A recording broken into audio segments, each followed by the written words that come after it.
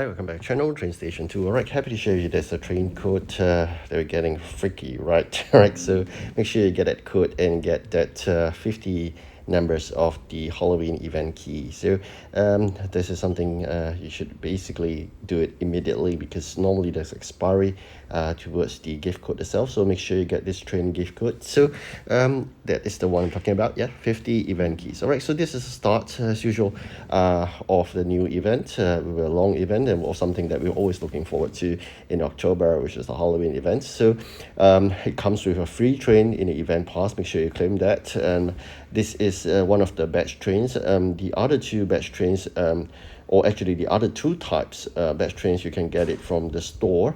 It costs quite a bit of coins, and 150 event keys, or actually probably not, maybe 150 metal keys. All right, so pardon me on that. So this is one of those batch trains, which is a rare train, which costs 270,000, and of course quite a lot more to upgrade. And the other two common trains cost about 300 metal keys in total. So that's amount that you need to save every time before the start of the long event. And not stating the fact that you may also have to save lots of rare and common parts, since you will need to upgrade all these batch trains in order to maximize the every single trip that the dispatcher made with these trains. So I'm going to do that later on, and not forgetting, I'm going to share with you now the beautiful event maps. Quite scary though. There's a skull with some hair. All right, so, and that's where the trains comes out probably. So the other thing you're going to take note is this event seems a bit tough, because a lot of those manufacturing of events materials, raw materials I'm talking about, seems to have linkage to the tombstone. So that is a bit of a daunting task, because every single thing depends on the tombstone, and it takes 50 minutes to collect the tombstones with the batch trains. That's why I said it's relatively important. You got to upgrade the trains, and of course by doing so today, at an early part of the event, you may be able to catch that reward. I'm going to share with you later on. So here we have 5 trains. We're going to upgrade them, and we will have met that mini challenge here, which is within the next 12 hours expiry. So make sure you claim the max out of it, because that's the purpose of me doing this video early. Normally I'll do it at the end of the first competition, but I believe there are 2 things I need to share with you this video, which is one, I reset the gift code, and the other one is this: you got to upgrade your batch trains to maximize the returns from the mini challenge.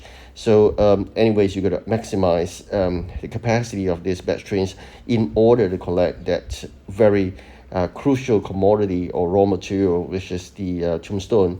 So with that done, the next one you're going to wait out for is basically the factory frenzy, which is to make lots of items from the event factory. That me also brings to the next topic, whereby I'm going to mention the need to buy new slot with 30 gems, and if you can afford another 80 gems, that is 110 gems in total.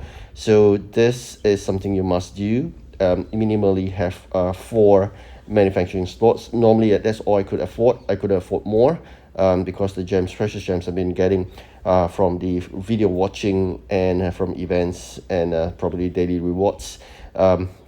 We'll need to go into fighting the tough competition I'm going to face forward. So it has been activated by the system that you have a +10 capacity for all the batch trains. But like I said, this +10 capacity will only last to the end of this event. Subsequently, it will drop back to normal. So I wouldn't urge you to upgrade your batch trains to the fullest capacity, because you'll be putting all the resources that go in the event parts, or actually the train parts, into waste, because you'll be reverted back to the -10 capacity, which is the original capacity. So normally what I do is to just max it up a little bit, so that you can grab more of that tombstone. And at the same time, when there's a requirement, like you see the paint delivery, it requires the event trains, you can get it done sooner.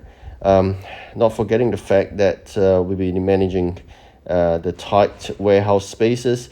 You really have to think before you act, in terms of whether to collect or whether to manufacture, etc. Because every single wrong move will cause you a lot of damage in terms of items need to be thrown away. Lack of space is always a crucial problem. So what we are really fighting towards is really to complete those 45 seconds job, but it doesn't come smooth for me at the early juncture. We really have to do a lot of tricks here, which is jump over hoops to get things done by using the precious gems I mentioned earlier. Otherwise, you can't get these eyeballs out. So really, it is not kidding you. It takes an hour for these jobs to be done. That means you really could plan well, and eventually this scurry workshops need to be run around the clock. You need lots of materials, and like I said, it all hinges on tombstone.